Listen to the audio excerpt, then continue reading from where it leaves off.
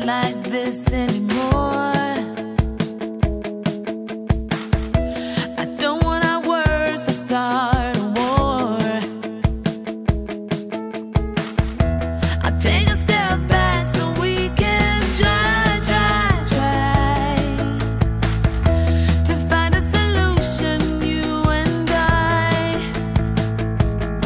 'Cause you mean that much to me. I don't have to win, that's just fine. We'll sort it all out, it just takes time. You mean more to me than winning the fight. I'm letting it go, yeah, I don't have to be right. So let's give peace a try. So let's give peace a try. So let's give peace a try.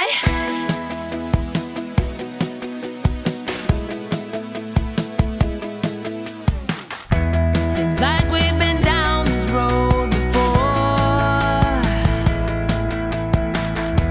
It feels like we're always keeping score. I can't let you go until we try. Beginning again, you and I. 'Cause it's worth it all to me. Oh, I don't have to win, that's just fine. We'll sort it all out, it just takes time. You mean more to me than winning the fight. I'm letting it go, yeah, I don't have to be right. So let's give peace a try. So let's give peace a try. So let's give peace a try.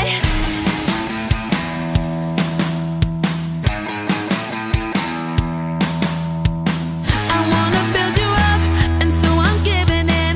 I wanna build you up, and so I'm giving in. Because it's not about whether or not I win, 'cause you mean more to me than that. I wanna build you up, and so I'm giving in. I wanna build you up, and so I'm giving in. Because it's not about whether or not I win, 'cause you mean more to me than that. I don't have to win, that's just fine. We'll sort it all out, it just takes time. You mean more to me than winning the fight. I'm letting it go, I don't have to be right. So let's give peace a try. So let's give peace a try. So let's give peace a try. I don't have to win, that's just fine. We'll sort it all out, it just takes time. You mean more to me than winning the fight. I'm letting it go, I don't have to be right. So let's give peace a try. So let's give peace a try. So let's give peace a try. I wanna build you up, and so I'm giving in. I wanna build you up, and so I'm giving in. I wanna build you up, and so I'm giving in. So let's give peace a try.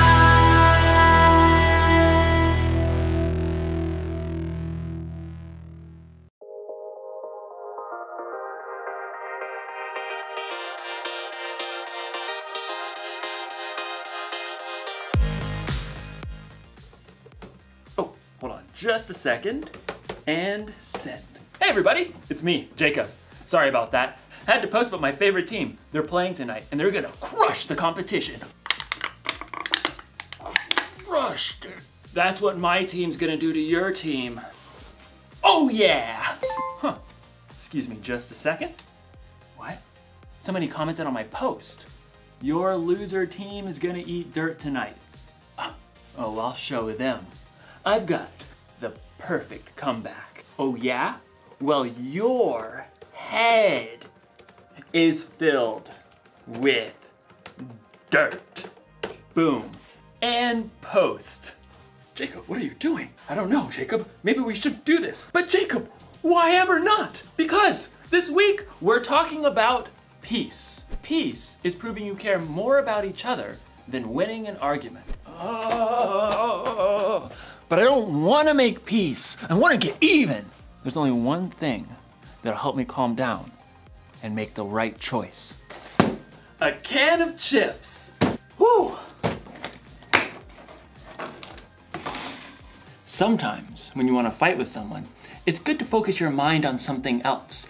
So I'm going to focus on building a curvy chip bridge, which requires so much focus, I'll have no room to think about all the insults I could make online. In today's story, we're gonna see what a guy named Isaac did when he was insulted. I wonder if they made fun of his favorite sports team.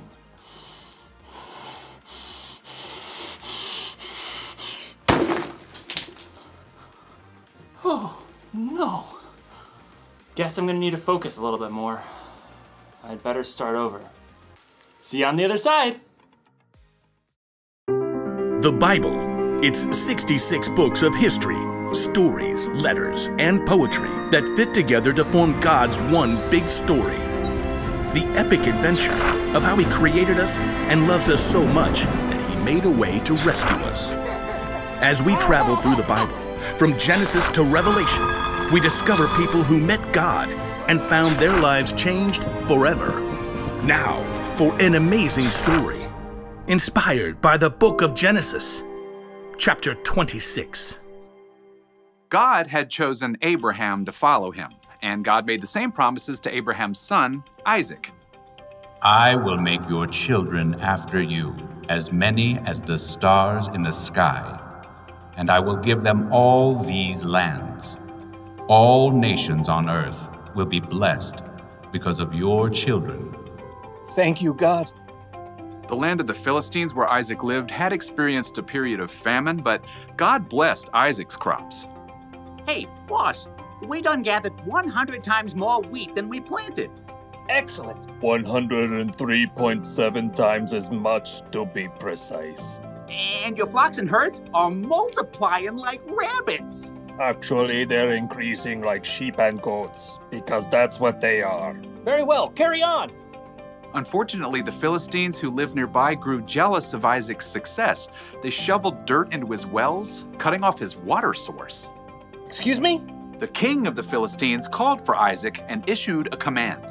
You have become too powerful. Move away from us. It wasn't fair. Isaac had plenty of men who could stand against the Philistines and fight, but he chose to keep his cool. All right, we'll move down to the Valley of Gerar. Isaac and his family packed up everything he owned. I knew I should have been saving all those Camel X delivery boxes. They moved on and made camp in the Valley of Gerar, where Abraham had lived many years before. Oh, all right, men. Let's open up those old wells my father dug. Isaac's servants immediately got to work, digging for water. Whoo-wee! It's hotter than a snake in a hog's back out here. My calculations of soil composition. We should hit water in precisely 2.6 seconds. Well, ain't that the bee's knees? Abraham's old wells filled with cool, clear water once again. The happy herds and flocks could drink their fill.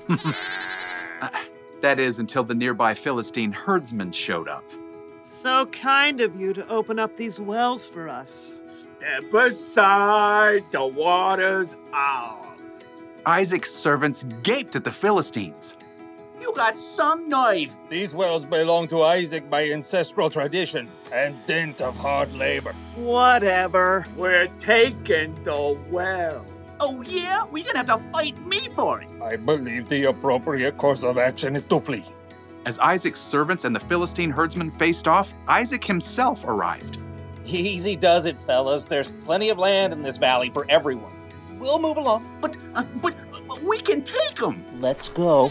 So Isaac and his family and his servants and his flocks all moved camp down the valley, and once again his servants set out to dig new wells. This is an exercise in futility. Yeah, well, I've been working out. My futility is really strong. Look here! The new wells also produced clean, clear, cool water, but it wasn't long before Philistine herdsmen arrived on the scene. Yes! Another day, another well for us. Why, I'll flatten you back to the flood. Step aside. Eek, save me. Once again, Isaac showed up. Take it down a notch, please. There's still room for everyone. Oh, come on. We could knock them flat. Yes, we could, but we're not going to. Move on out, boys. For a third time, Isaac and his men moved camp, and once again his servants dug new wells. This time, I'm gonna tie those bullies in knots and dip them in garlic. Oh, look, water. Yay. Wait for it. Wait for it. This time, no one challenged Isaac or his servants. They were left to tend to their flocks and herds in peace. That is until one day, Isaac spotted King Abimelech heading his way with a host of advisors. When the royal entourage arrived, Isaac welcomed them. Why have you come to me? You were angry with me and sent me away. Abimelech shifted and exchanged a glance with his advisors. Well, we saw clearly the Lord was with you, so we want to make a peace treaty with you. We always treated you well. We sent you away peacefully, and now the Lord has blessed you. Give us your word you won't harm us. I can do that. Isaac prepared a feast for the Philistines. Early the next morning, the men made an agreement to keep peace with each other. Then, the Philistines went on their way. Need a drink? Pretty good well right there by the road. Yep, even though Isaac had the power to win a fight, he had chosen to stay strong and walk away 3 times in a row. And God had blessed him with peace. The Philistines insulted Isaac when they sailed right in and took over his wells, causing him to move 3 different times. Truth is, Isaac had a right to be angry, and he knew he was strong enough to crush the Philistines. But Isaac also knew that he could make peace simply by digging another well. And in the end, the Philistines made a peace treaty with Isaac. Being strong doesn't mean you have to fight. And making peace doesn't make you weak. Think of Jesus.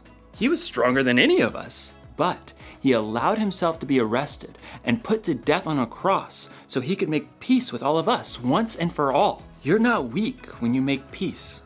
When you choose to hold your temper and stay calm instead of losing it, you show others how strong you really are. So here's the one thing to remember today. You can show you care about others by walking away from a fight. Don't get me wrong, there are definitely times to stand up for yourself and to stand up for other people. A grown-up you trust can help you know when. But sometimes, the best way to build a bridge to someone else is to walk away.